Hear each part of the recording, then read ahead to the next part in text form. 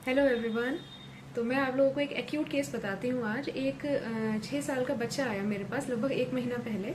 उसको बहुत severe pain in abdomen था 24 घंटे से। तो इसमें क्या था कि एक्यूट केस में हम लोगों को क्या करना होता है कि पेशेंट ड्यूरिंग पेन या ड्यूरिंग दैट कंडीशन कैसे बिहेव कर रहा है, ये हमको ऑब्जर्व करना होता है।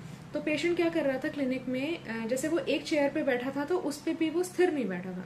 वो कभी इस साइड लेट रहा है, कभी उस साइड लेट रहा है, या वो बीच बीच में चेयर्स चेंज कर रहा था। कभी वो बाहर चला जा रहा है, कभी वो अंदर बैठ रहा है, चेयर्स भी एक्सचेंज कर रहा है। तो एक तो ये हमारा ऑब्जर्वेशन था। और दूसरा, जैसे वो एक बार क्लिनिक के बिल्कुल बाहर ही चला गया तो उसकी मदर ने बताया कि इसको मतलब वॉमिटिंग आ रही है। तो आई आज कि आप क्यों आ गए फिर वहां से। तो शी सेड कि ये सेइंग कि आप चले जाओ, नहीं तो आपका भी मन खराब हो जाएगा। ठीक है। तो इसमें मैंने इन चीज़ों को क्लब किया और उसको एक प्रिस्क्रिप्शन किया। तो पहला रूब्रिक जो हमने लिया वो लिया restlessness from pain in abdomen. इसमें सिंगल रेमेडी है लैक ह्यूमैनम। और दूसरी जो चीज़ मैंने इसके साथ जोड़ी वो ये थी कि जो बच्चा जो है वो केयरिंग है मदर के लिए, दूसरों की परवाह है उसे ड्यूरिंग एक्यूट कंडीशन भी। तो जो लैक रेमेडीज होती है हमारी, उनके अंदर एक बेसिक इंस्टिंक्ट होती है नर्सिंग की, because they are prepared from milk. तो इसको क्लब करके मैंने उसे लैक ह्यूमैनम 200 दिया।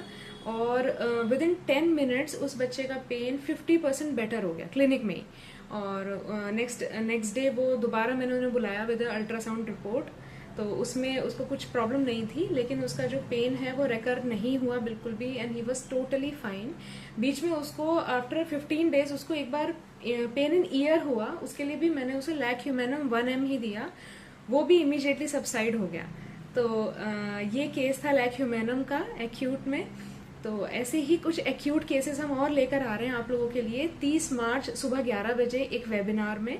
तो इसमें हम आपको बताएंगे कि होम्योपैथिक मेडिसिन से एक्यूट केसेस को कैसे मैनेज किया जाए और हमको एक्चुअली क्या चीजें ऑब्जर्व करनी होती हैं। तो आप लोग जल्दी ज्वाइन करिए और लेट्स लर्न टुगेदर।